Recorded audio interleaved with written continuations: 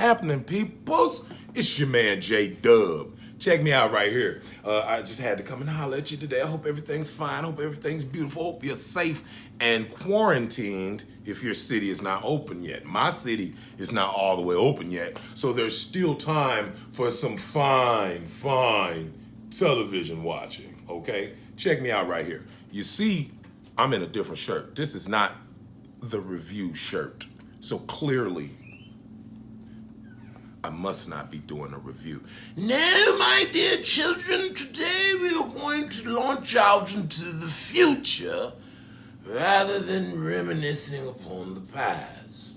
We're going to do some previews. There are some really good movie and television coming up that I am so looking forward to, and it's got me geeked. So let's get to it. Black folks is everywhere this summer. Janelle Monáe. Janelle Monáe is going to be on Amazon Prime on a show called Homecoming. I don't know much about that, but I'm considering giving it a push because I just reviewed the first season. It's only on the second season, but apparently the stars will rotate every season. I think there's a show on NBC or some other channel that does it like that too.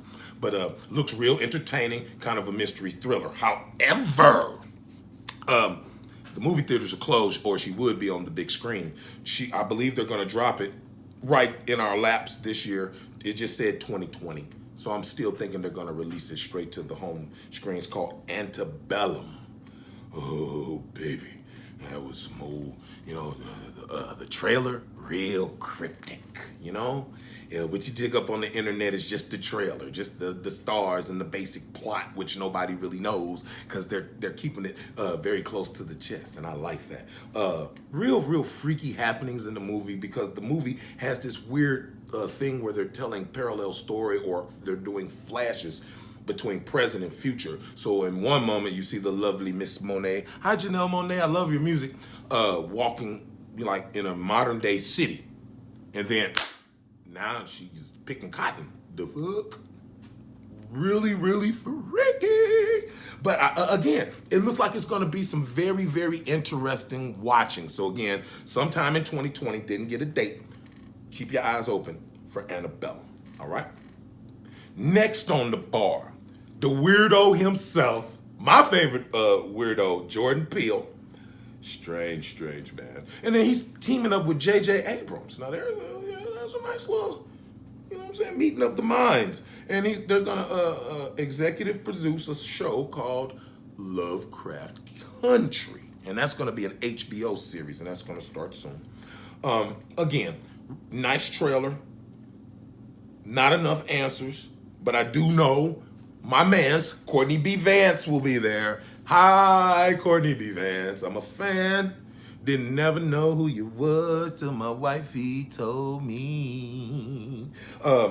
Journey. I love the way you spell. Who he was? No, I didn't. You told me. I don't be doing the spouse thing, and I don't watch a lot of award shows. You knew who he was. You didn't know he was married to Angela Bassett. Yeah, that's who he is. Angela Bassett's husband. I know, but you didn't say that. Well, I didn't. Well, that's what I meant. Never mind. I knew who you was because I've seen you in a lot of things, but I didn't know who you was. Anyway, like I was saying, Journey. I love the way your parents spelled your name. That's really interesting. Journey Smollett Bell. That's the sister of Juicy. She's got her part. Jonathan Majors. Don't know you, but Michael K. Williams. I've seen you in some of her thing as well. Now, here's the thing. It's not often that we cross black folks with a lot of weird monsters and shit.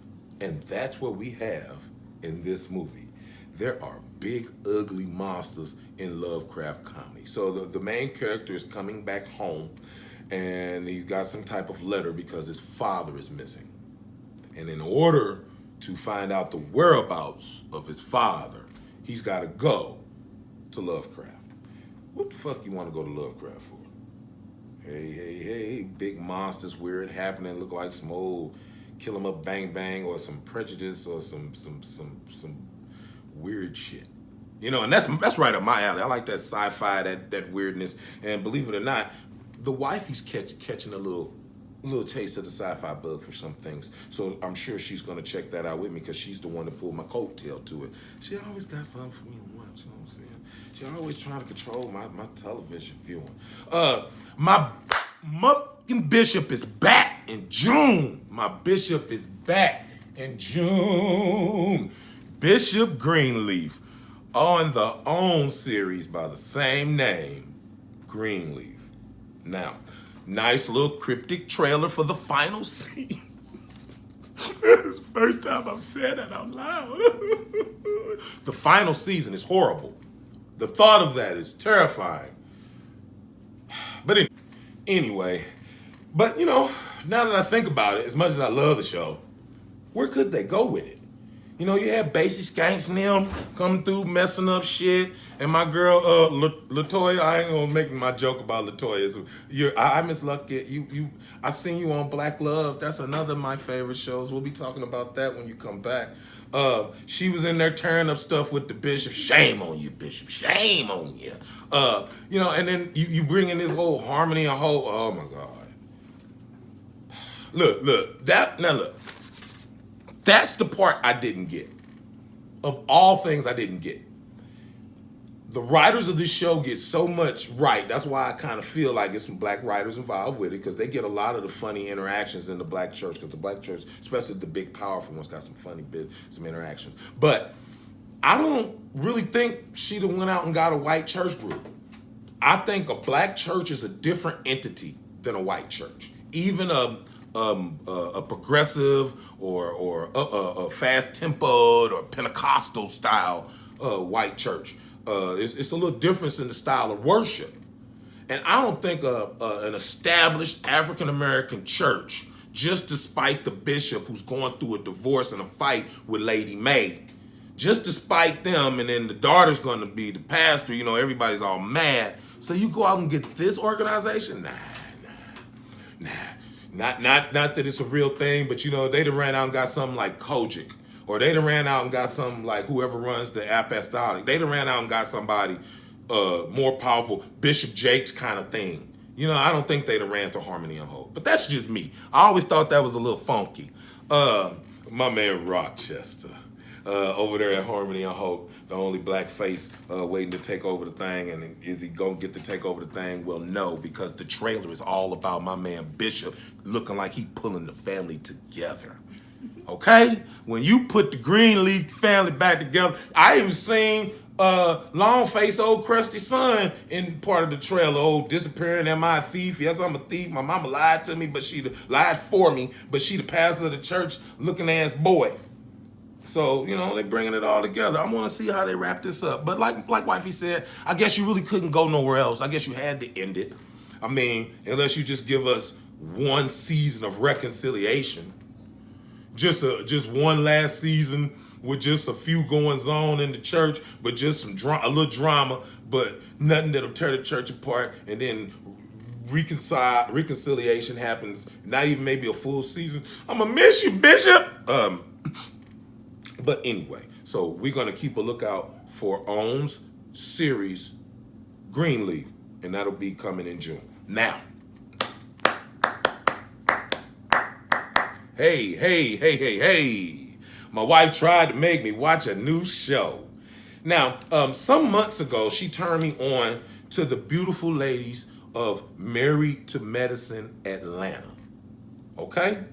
I like them. They were, maybe it's the ATL vibe, it's a different jive when you're around a lot of black people. But they were earthy. They reminded me of aunts and cousins and sisters. They were I don't want to say ghetto, but they ain't take no shit kind of attitude, strong, fierce doctors and married to doctors. But I think just about all of them were doctors of some sort. Hi, Dr. Heavenly, you were my favorite. I think all of them are doctors of some sort, but they have sass and power. I like them. So why wouldn't I like Married to Medicine LA, right? Still a cast of beautiful queens. Shout out to you lovely ladies. Set in LA.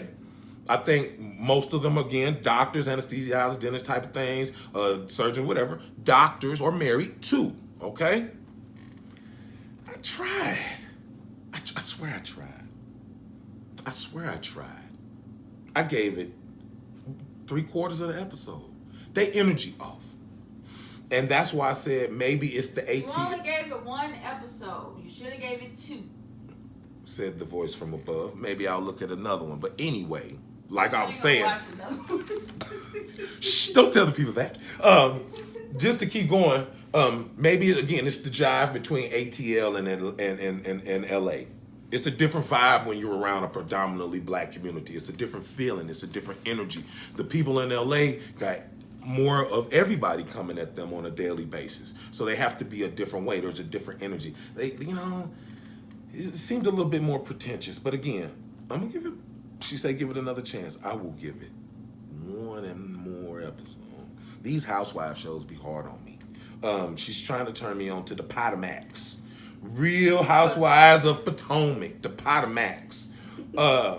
And she said that it's, I haven't checked out the trailer for the Potomacs. Hi, lovely ladies of Potomac.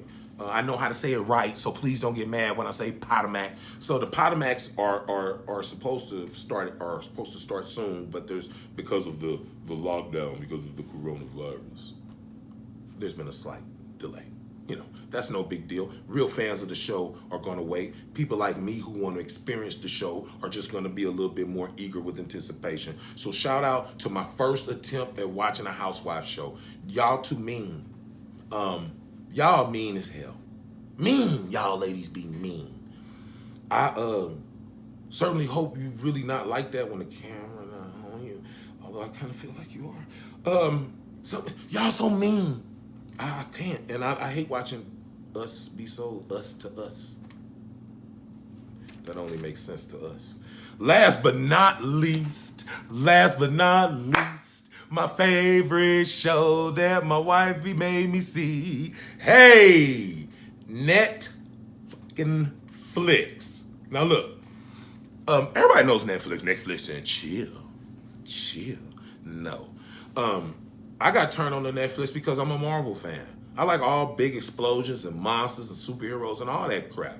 And when they were partnered with Disney, Disney took all the magic away. You Disney for that, because you took Daredevil. Look, Daredevil was a bloody, violent ballet of fabulousness. It was outstanding. Choreography was amazing. Fight scenes were amazing. Luke Cage, Michael Coulter, I believe is your name. Shout out, bro. You did a good job as Luke Cage. You really looked the part. You're a good, solid brother. Not a bad actor either. The Defenders tied them all together with Danny Rand, Iron Fist. And then you even threw the damn Punisher in there. That Punisher scene, when you was going up the cell block, bro, I don't know your name, but you had to get to Wilson Fisk. You had to get up the cell block, and you had to fight them dudes. My God, I loved it. I rewound that. That was amazing. But Netflix does more than just stream our favorite movies. Like my Marvel movies, that's where I saw my Ant-Man and Wasp again. And they had Black Panther, might still have it. They was rocking a lot of my little movies. Some original shows are out there, like my favorite, The Unbreakable Kimmy Schmidt. Shout out to Ellie Kemper, that's Kimmy. My favorite character is Titus, that's Titus Burgess. It's amazing when you get to play your real name and your character, but on TV, you're Titus Andromedon. Jane Krakowski, that's Jacqueline. Carolyn Kane, you're Weird Lillian. And John Hamm, the Reverend. Shout out St. Louis, John Hamm. The Midwest is a beautiful place. Let me tell you about this weird, oh my God. They ended it on me, first of all. That's why I'm so excited. On the 12th, they're going to do a fully interactive version of their show. It's going to be revolving around, if you don't know, Kimmy Schmidt was a mole woman. The Reverend John Hamm convinced several women that the world was coming to an end, and he put them in a bunker to serve him. So, when they come out, unbreakable, they alive, damn it, it's a miracle. Unbreakable, they alive, damn it. They found them in the bunker, and thus, the foolishness, no, dare I say, the tomfoolery ensued. I dare say. That show was pure foolishness. I loved it. Jacqueline was rich and then fell off and then found her way back to the top. Kimmy was confused, wound up being a Harry Potter kind of mogul at the end of the series.